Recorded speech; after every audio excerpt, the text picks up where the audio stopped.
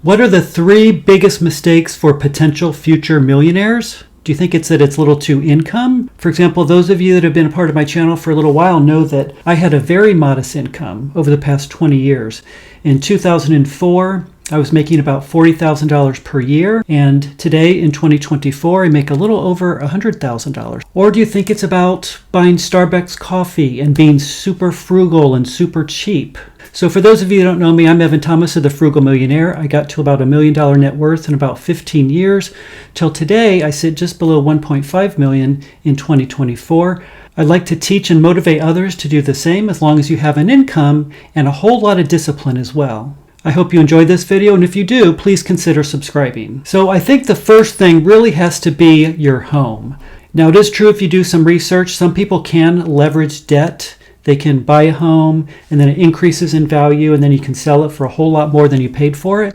But on average, most people don't do that. They just continue to increase their lifestyle and buy bigger and bigger homes. And many of you know I bought this condo in 2003. It's a one-bedroom, just under 700 square feet.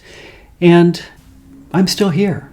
It's 20 years later, and I didn't just always continue to go out and buy something bigger and better. And I think the second obstacle to building wealth has to be transportation. I mean, think about your car right now. Most people have either a lease car that they can barely afford, or they buy a car every year or two, and they continue to just try to keep up with the Joneses down the street. And sadly, this is really going to detour your way to becoming a millionaire if that's truly what you want to become. Many of you have probably heard of The Millionaire Next Door. That was a book that I first read many years ago, and it taught me the value of a dollar. It taught me the concept of a UAW versus a PAW. A UAW, sadly, is what most people are. It's an underachiever of wealth. They still look great. They've got the big homes. They've got the cars that I've been talking about. But they're underachievers of wealth. They're not prodigious in their accumulation of wealth over time because they're buying these items that have no value over time.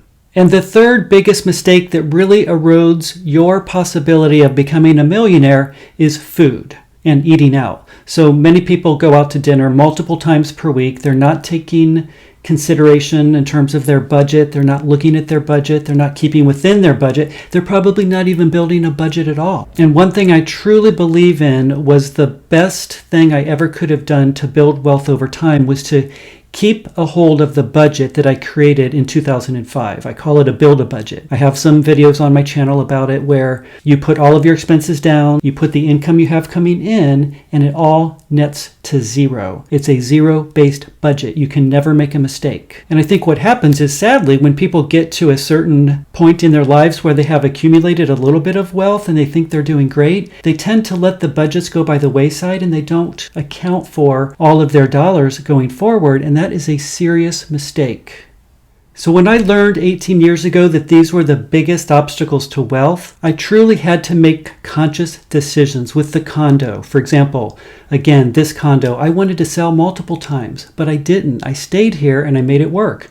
And with my car, I wanted a Mazda CX5 several years ago. I used to go out and test drive them at Mazda several times a year, and I never actually did it until I knew that I had the money to do it. You guys know from a previous episode, I had some short-term reserves in 2023. I wanted to get to 125,000. I decided to get just to 100,000, took that extra 25,000 when I could truly afford it. Then I bought the Mazda CX5. So here's a picture of me several years ago. Actually, this was taken in 2021, looking at a Mazda 3. It was cherry red. I loved it, but I resisted that urge. I resisted the temptation, and I waited again until I could truly afford it, and I bought the CX5 that I have today.